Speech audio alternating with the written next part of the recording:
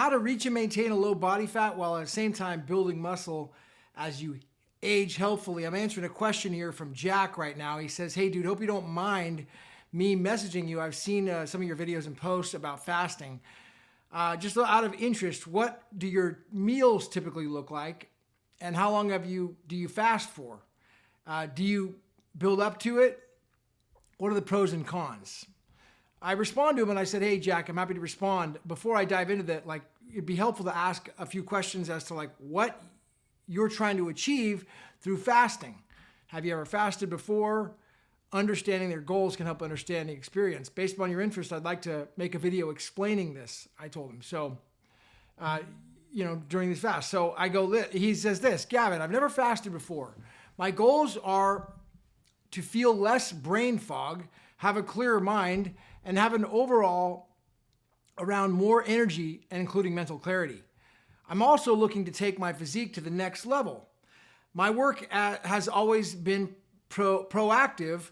Well, if you don't include the time working on selling fine cigars for 15 years, or when I was 15. I was also a professional dancer. I personally, a personal trainer, and for a short while after that, and now currently.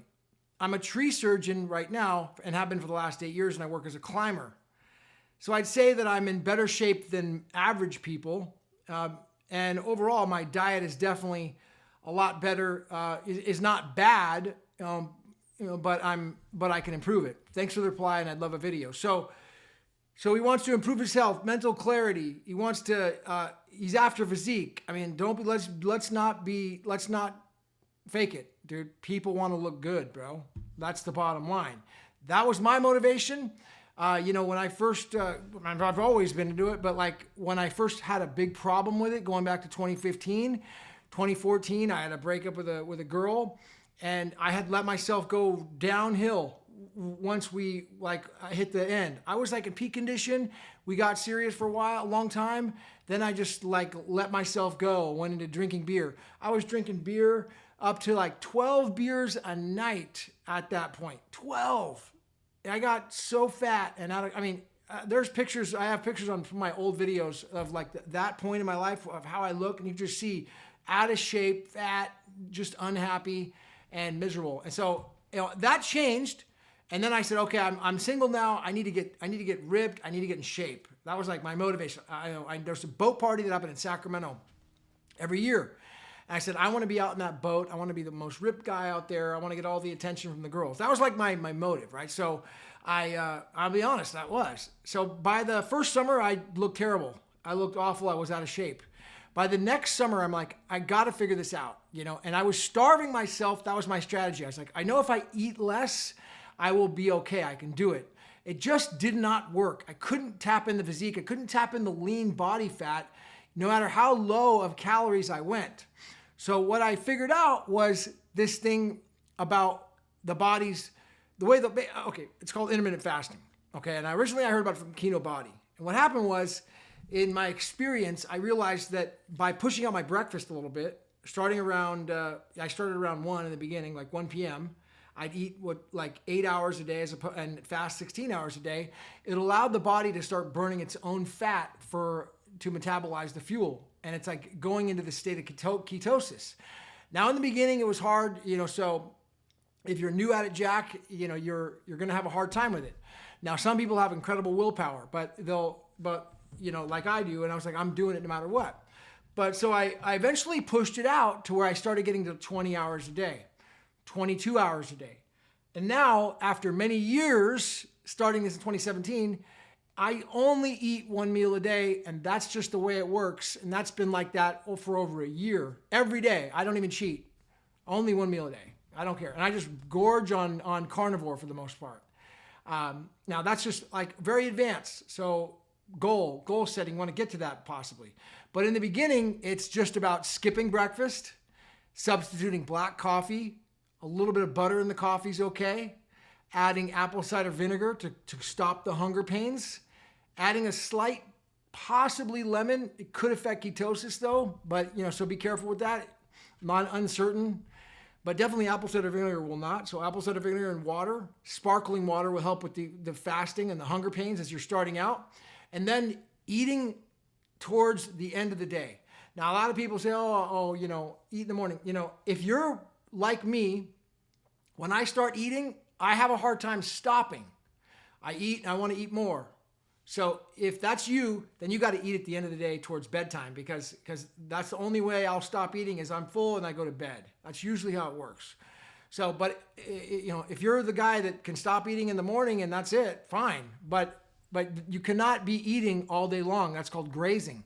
And so the idea of intermittent fasting is it changes the body to becoming a fat burning machine from burning carbohydrates.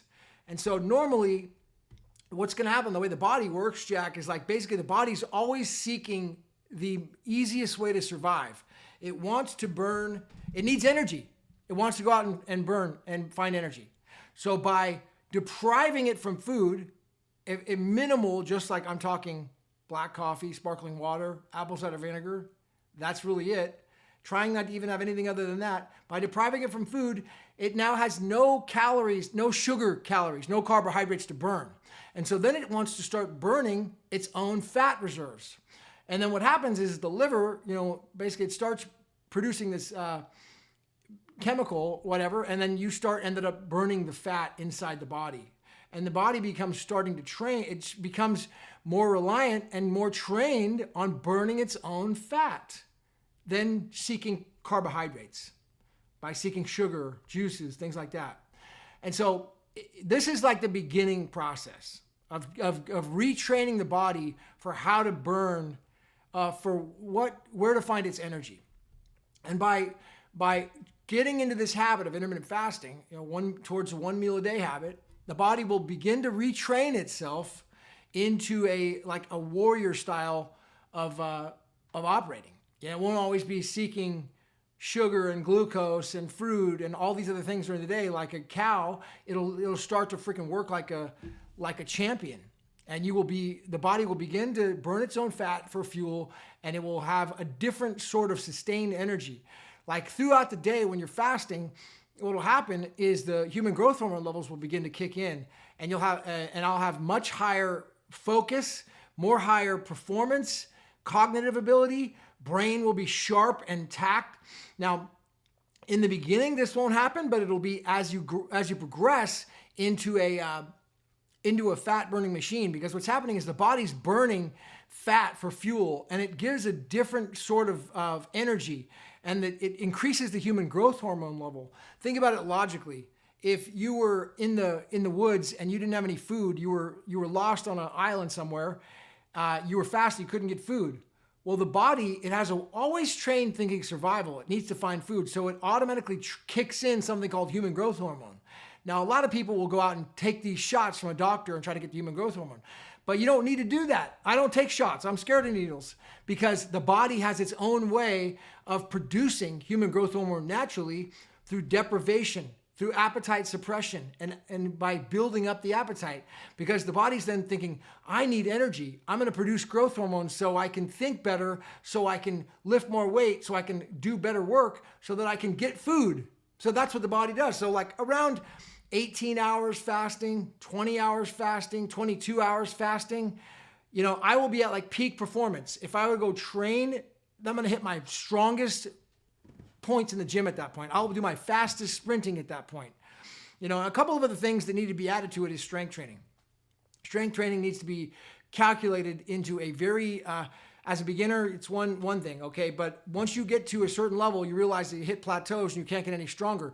Being a skinny guy like me, 160 pounds pretty much most of my life, like going between that up to 185 my high school year. That was like a little heavier, but overall about 160, and I can't seem to get above 165.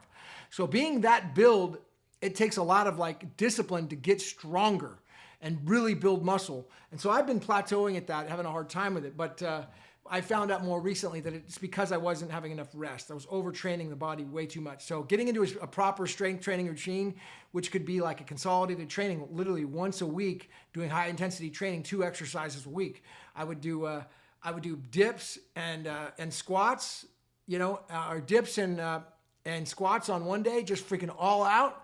And then I would do deadlifts and and then weighted chin-ups or pull-downs on the other day, and that's it. I mean, as a beginner, consolidated training, that's like the Mike Mentzer consolidated training that he found out was working. And I'm starting to experiment with that now because I've been plateauing on my other type of training, and I'm already seeing results. I'm already seeing muscle size and growth in a matter of only a couple months on it. So that's the other thing. And then the added thing is sprints. The most efficient way for the body to get the best amount of exercise, of course, is just general walking. General walking, I mean, above all, there's nothing better than walking. Okay, walking, so having a way to track the steps will help to optimize the calorie deficit that you're trying to get to. But running sprints a few days a week, 400-yard dashes, 600-yard dashes is so effective. It's unbelievable what it does for the body, and you feel like $1 million when you do it. So I overtrained, did sprints for like about 200 days in a row, and overtrained the hell out of my body and caused damage. You don't want to do that. You have to be careful with the sprints and calculate it out. Maybe you can handle only 1 day a week on sprints, or 2 days a week, or maybe 3. But don't do sprints every single day of the week.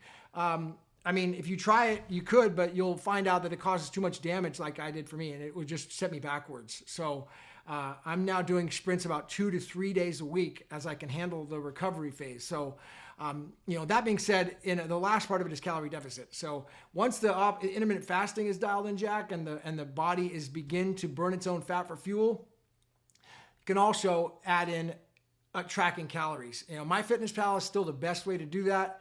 Setting a maintenance of what your calories are. The easy way to do it is to log everything that you eat for 7 days. Just don't change anything and log everything you eat in MyFitnessPal for 7 days. It's a free app. It's the easiest thing to do. You'll then have 7 days of data, so you'll know what your maintenance of calories is. You'll say, okay, I average 3,000 calories a day. Those are my maintenance. Probably average about that, maybe 2,200 to 3,000. I mean, guessing. And so once you find that out, then as you drop that a little bit through your daily routine, you will begin to lose fat.